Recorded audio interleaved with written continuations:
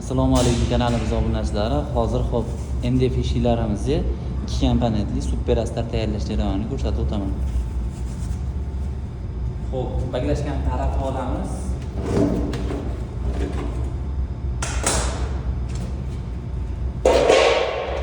Bir kilo astar qo'yamiz.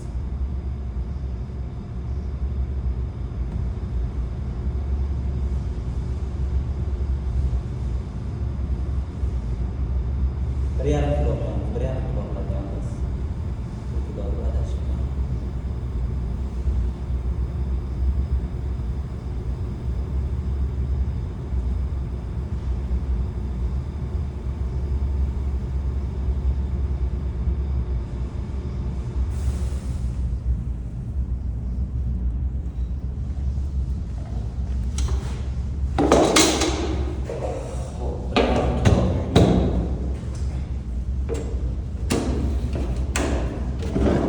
O'zining normasida hop mana 1 kiloga 500 gram atveditr qo'shiladi, 20-30% rastlaritr qo'shiladi 100 tinnerda.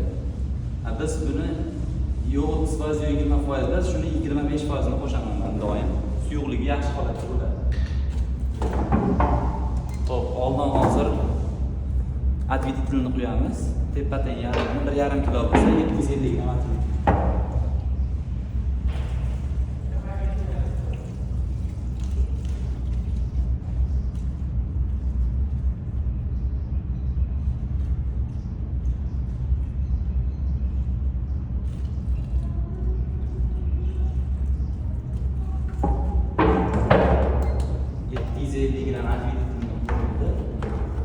Hop, endi bunga 375 gram rastlaritr qo'yamiz.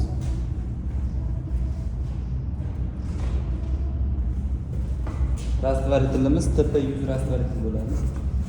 Tozasidan litri 40 ming atrofida bo'lsa kerak.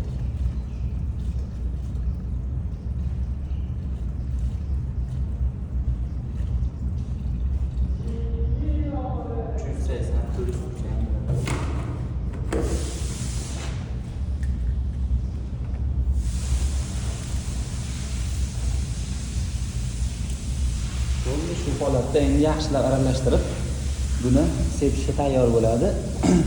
Sababi biz 1 kilo 1,5 kilo tayyorlaymiz, chunki 3 kilo 4 kilo tayyorlab olsangiz to uni oxirigacha sepkillanguncha qattiq qoladi reaksiyaga kirish. O'shaning uchun 1 kilo 1,5 kilo normal qilib tayyorlab doim sepamiz.